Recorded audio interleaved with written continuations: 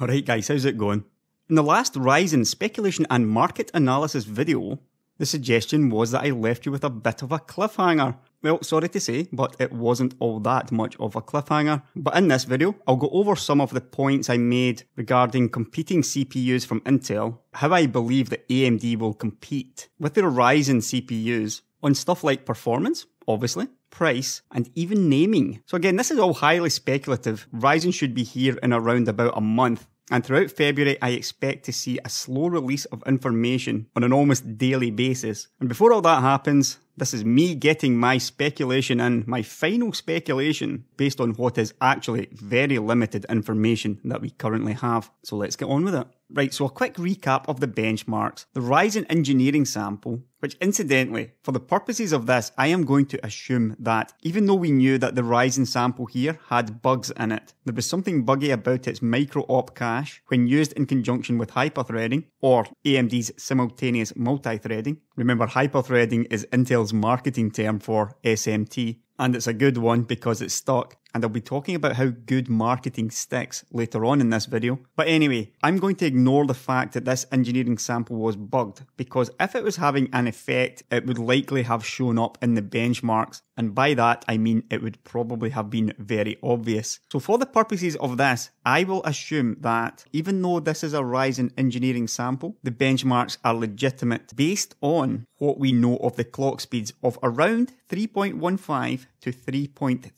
GHz. Even though it says a turbo of 3.4, the author at Canard PC said that he never saw the Ryzen CPU rise above 3.3 GHz. Now, some people wondered if the actual source themselves, Canard PC, could be trusted. And my opinion on that is a definite yes. Years ago, 14 years ago in fact, they got hold of an Athlon 64, one of AMD's most famous CPUs, and they got hold of it months, up to 8 months before the CPU was released. Now, most of these leaks come from motherboard guys who get engineering samples, and they're supposed to be under NDA, and they are definitely not supposed to go to the press with them, but leaks have always happened. And back then, Canard PC were the first to let us know that AMD had something extremely special with the Athlon 64. As usual, all of these links will be in the description below. The only other benchmarks we've had are from AMD themselves, who, as I've talked about in previous videos, generally show the very best they can. Through one or two other leaks, we also know that Ryzen is likely to launch at a 3.6 GHz base clock and probably 4 GHz turbo clock. So based on all of this, it's difficult to come to any other conclusion except AMD's fastest 8-core 16-thread CPU should be very, very close to Intel's Core i7 6900K in performance. So that is where I'm going to start from and work my way down.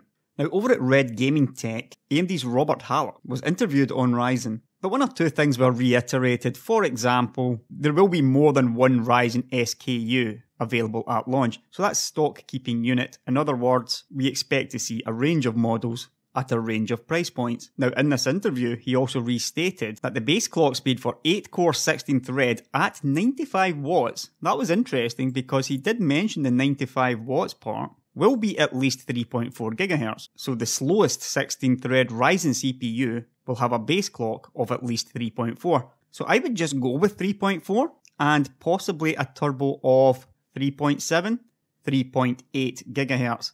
Now here's the thing. AMD has been at pains to point out that all of their CPUs will be unlocked. In other words, all Ryzen processors are unlocked for overclocking. So you might think, well, why would you buy the most expensive 8-core 16-thread, let's say the one at 3.6 GHz base and 4 GHz turbo, why would you buy that when you could just buy the one at 3.4 GHz and say 3.7, 3.8 turbo and overclock it? And in most cases, you would be absolutely right. It's basically the same as what Intel has been doing for years. But you've got a CPU like the 6800K, 6 cores, 12 threads, with a 3.4 GHz base and 3.6 GHz turbo frequency, coming in around $440, or you can pay an extra $180 for an extra 0.2 GHz base frequency and turbo.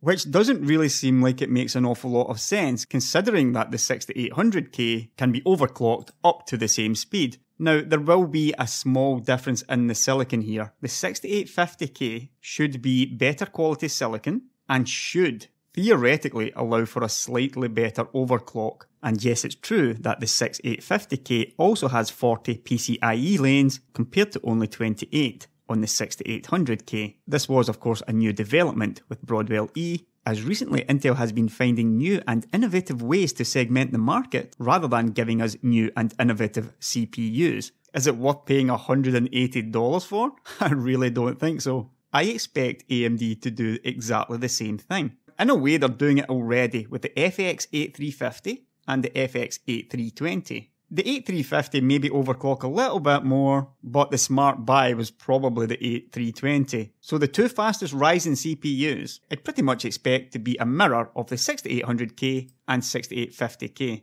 The difference is of course that the number of cores and threads, with the Ryzen CPUs having extras, I would expect the second fastest Ryzen CPU to be competing squarely against the 6800K. AMD is likely to segment these two CPUs by shipping the fastest Ryzen CPU with a water cooler and a higher price tag. I'll talk about prices later on though. Now those two are likely to be the only two CPUs where there is a true choice to be made, because even though they're all unlocked, AMD can of course segment by other methods, and one way that they can segment their CPU lineup is by disabling SMT. Pretty much what Intel does with the i5s, so we should expect to see Ryzen CPUs with 8 cores, but no hyperthreading. So 8 cores, 8 threads. And for me, this is the interesting CPU. Now, the thing about simultaneous multi-threading, hyperthreading is it's very useful for certain types of workload. But if you're a gamer, then it's got dubious value, simply because even now, very few games still make use of more than 4 cores. This is why the i5s are still holding up pretty well. And even the i3s, which have hyperthreading, so 4 threads, even the i3s are still pretty decent gaming CPUs, although they do fall behind in games that use a lot more cores, as you might expect. So for years many people have been saying, yeah, the i5 is all you need, why pay an extra $100 for the i7?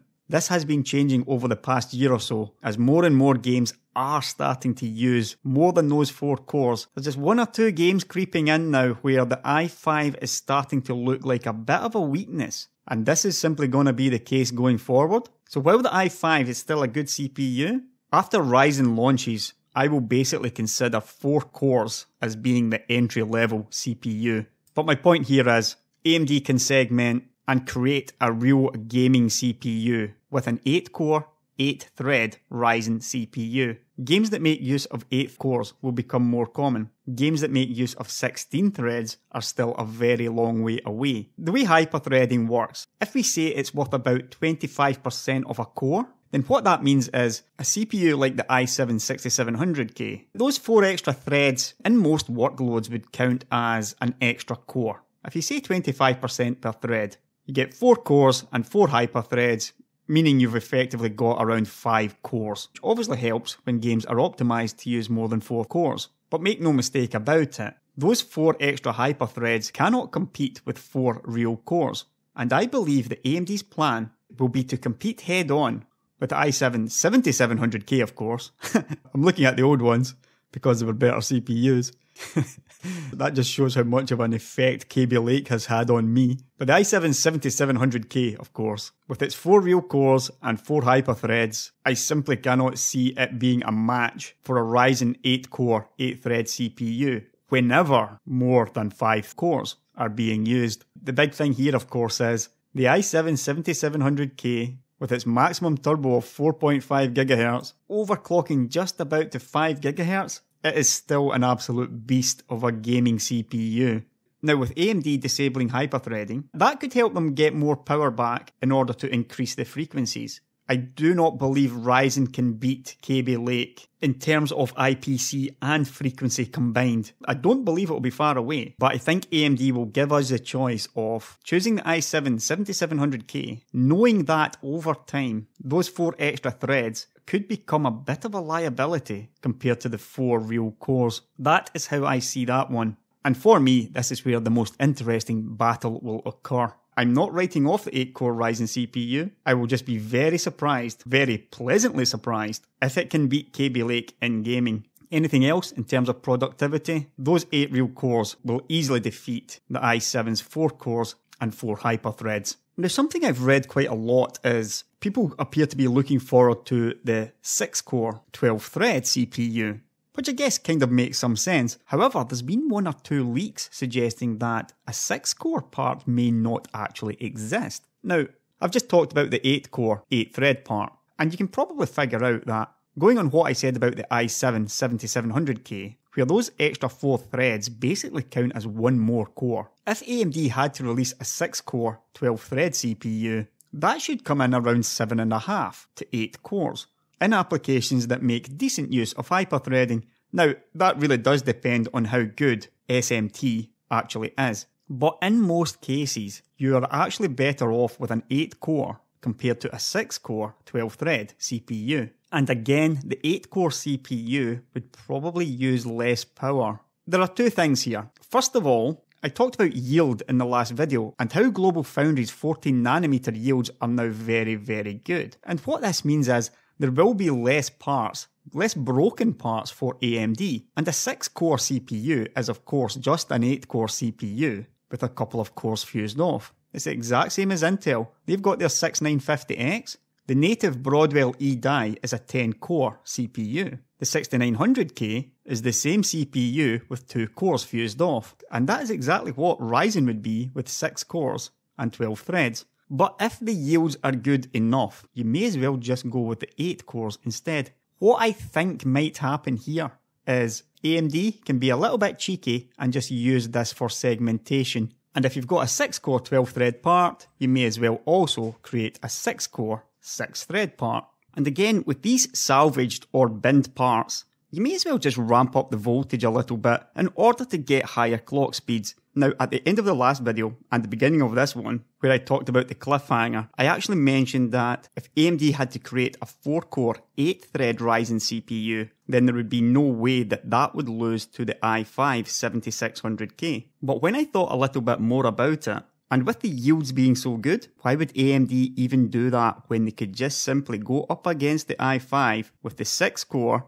and the 6-core 12-thread parts? Both of these CPUs are likely to be much closer to the i7 in performance, and my feeling here is that AMD can squeeze in between the i5 and i7 with both of these parts and really give Intel something to think about there. Now, the final 2 CPUs will of course be the quad cores, 4 cores and 8 threads, and finally 4 cores. By now we know that Ryzen is a native 8-core 16-thread design, which has 2 of what AMD calls core complexes. We can quite clearly see on the die shot that you're looking at what looks like 2 quad cores together on a single die. Each one of these is a core complex, 4 cores and 8MB of L3 cache. Now, both of the 4-core versions are likely to be just one of these core complexes, the other half completely fused off, either due to being hit by a massive defect or simply due to segmentation again. Now, also in the last video I talked about how AMD has a massive manufacturing capability here. They could theoretically manufacture 100 million plus of these Ryzen CPUs. But the fact of the matter is, a CPU of this size,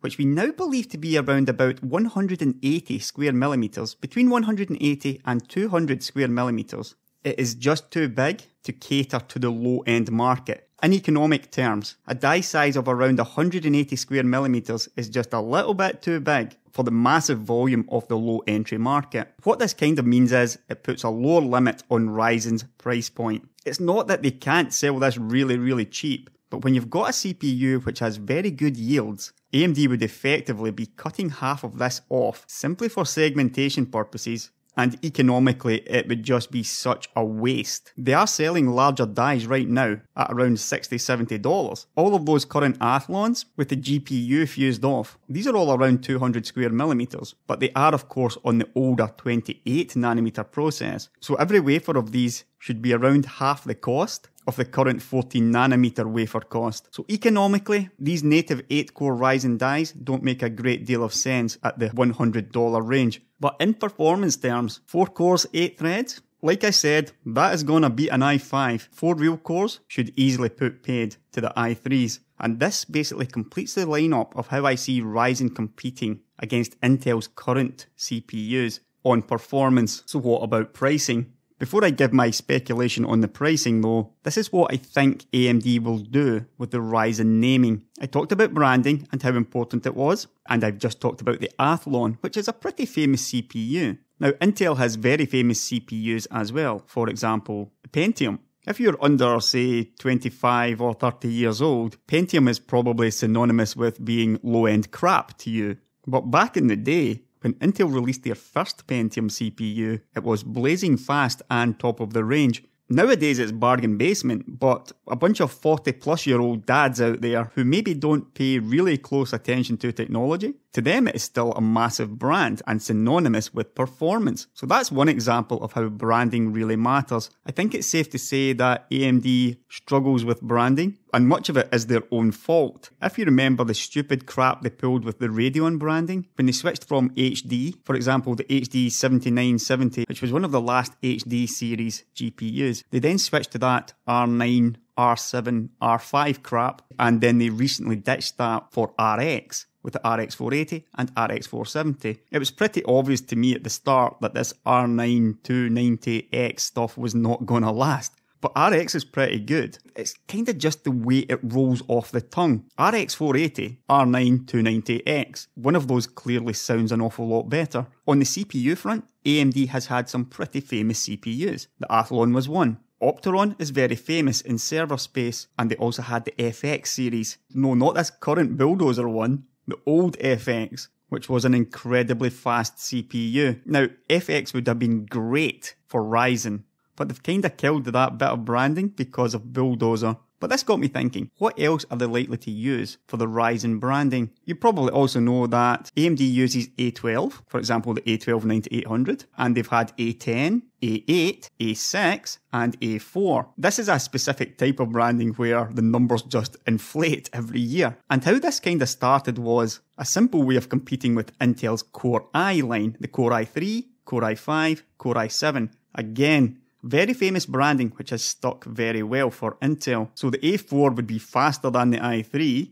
the A6 would be faster than the i5, and the A8 would be faster than the i7. Now we all know the reality of that, but non-enthusiasts really do just look at the numbers and something flips in their head. I find it very, very puzzling, and most enthusiasts probably do as well. But apparently that's how it works. But I was thinking about all this one Saturday morning, and because they've killed off FX, there wasn't a great deal left, but the more I thought about it, the more I realised this is a good thing. And I believe that AMD will bring back a very simple letter, X. And this makes sense in a lot of ways, because unlike say when the A6 was competing with the i5, and the A8 was competing with the i7, the numbers 6 and 8 didn't really mean anything. But now, with Ryzen having 8 cores, and having 6 cores, and having 4 cores, AMD can now bring back Ryzen X8, Ryzen X6, and Ryzen X4. Not only are the numbers bigger than Intel's, they actually mean something. And Ryzen X sounds pretty good, and it creates a link back to the graphics, the Radeon X, the RX series. So when it comes to naming these CPUs, I believe we could be looking at something like this. The top-end Ryzen, the 8-core 16-thread part, may be called the Ryzen X8 4000 Black Edition. 4000 being the turbo speed, and the Black Edition is of course because it's the special edition. Go through the entire lineup with that, and you've got a bunch of pretty nice named CPUs, and you can tell instantly how many cores they have and what the turbo speed is. This will be interesting to watch, because as we know, there's still a decent chance of AMD coming up with something really, really crap instead. It could also be very good, but that is my speculation on the branding. So the last thing to talk about is the pricing. For months now, there's been a variety of sources claiming the same thing, that Ryzen is going to be cheaper than expected. Over at DigiTimes, for example, an article suggested that the motherboard guys, who obviously know Ryzen's performance, they were optimistic about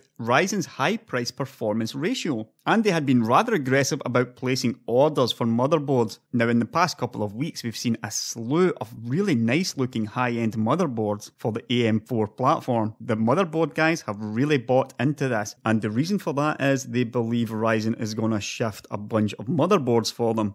An interesting comment at the bottom here as well, because they also expect the platform's demand to increase shipments of AMD's 14nm Polaris-based GPUs and upcoming Vega. Now, I haven't talked about this yet, but obviously the Ryzen CPU does not have integrated graphics. And this is a little bit of an issue for a certain segment, but Ryzen is definitely going to be mid-range and up, so it's not a huge issue. However, we recently found out about a Polaris 12, which we believe to be a very small GPU, based of course on the Polaris architecture. Now, this is likely to ship with Ryzen. This is a strong position for AMD when you have a good CPU and they've got good GPU. This is something that Intel simply cannot offer. AMD can offer CPU and GPU together at a discount. This Polaris 12 graphics card, passively cooled, you're talking maybe 30 watts maximum, and the entire graphics card isn't even going to cost $15-20. What it would do, however, is massively increase AMD's graphics market share at the same time. So that's one worth thinking about. But getting back to the pricing, the motherboard guys are saying it's got a high price performance ratio, and over at Trusted Reviews,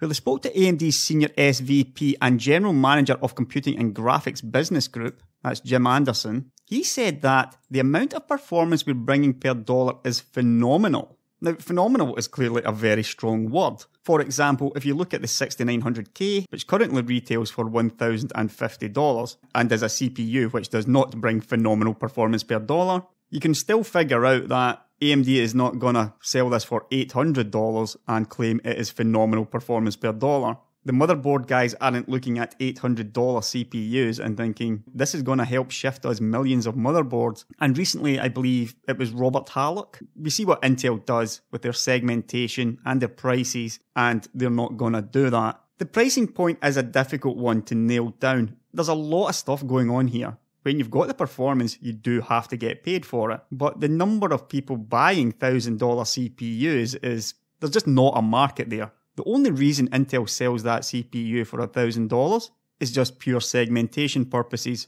They would still make a lot of money at $500 and they would sell a lot more, but they would sell less of their other smaller CPUs if they did that as well. So for Intel, it makes sense to sell the 6900K at $1,000+. For AMD, it simply wouldn't. And it comes back to yields again as well. If AMD has hundreds of thousands of these CPUs, yet the market for $1,000 CPUs is only tens of thousands of units, then there is no point in pricing it at $1,000 plus. And for me, the language that AMD are using makes me believe that we're effectively looking at nearly half the cost here. I expect the Ryzen X8 4000 Black Edition to retail for around $600 and include a water cooler. The next Ryzen, the X8 3700 Black Edition, should come in around $400. It's going to put an awful lot of pressure on the 6800K. Then the interesting one, the Ryzen X8 4200, no Black Edition this time because it doesn't have 16 threads, but with the 7700K costing $350 and probably still that little bit faster in gaming, I think AMD needs to charge a little bit less here.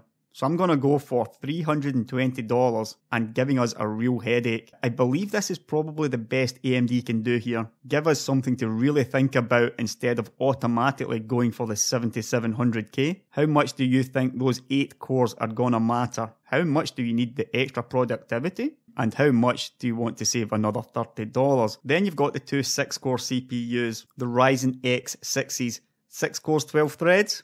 Maybe coming in around $280. Clearly faster than the i5, faster than the i7, and everything apart from gaming, and a very interesting price. The 6-core, 6-thread part coming in at $230. 6 cores, cheaper than 4 Intel cores. And there's something interesting here because I feel Intel has really screwed up with their segmentation. The 7600K should have had higher clock speeds by default. Based on the clock speeds, they have given AMD a chance here to be faster with a 6-core, even in games that only use 4 cores. If Intel segmentation comes back to bite them in the arse, then this is everything they deserve. Right at the most popular gaming CPU segment, then that would be just the kind of justice they deserve for the past 5 or 6 years. And finally, the last two, the Ryzen X4s. I see no reason why these can't hit 4GHz plus. $200, 4GHz. But again, the thing here is the yield. AMD doesn't want to sell an awful lot of these, at least not the ones that they have artificially fused. They will happily sell you the salvaged parts, of course, but because the $200 CPU market sells a lot more units, effectively, for them to really cover this market point really does require the native 4-core part instead. So I don't believe that the pricing is going to be as good as you may expect here. So maybe 4 cores, 4 threads for say $210 and 4 cores for $190. Clearly faster than the i3s, costing a bit more than the fastest i3, but faster across the board and pretty much as low on price that AMD would want to go with this part. So there is a final table of what I believe, and my neck is squarely on the line with that. The truth is, this is just pure speculation, and like I said at the start, we really don't have that much information yet, but I'm pretty sure that's going to change by a lot over the next 4 weeks. I will of course be paying attention and reporting on the most interesting stuff while also preparing for the launch, and of course 1 or 2 other epic videos in the works as well. I'll catch you later, guys.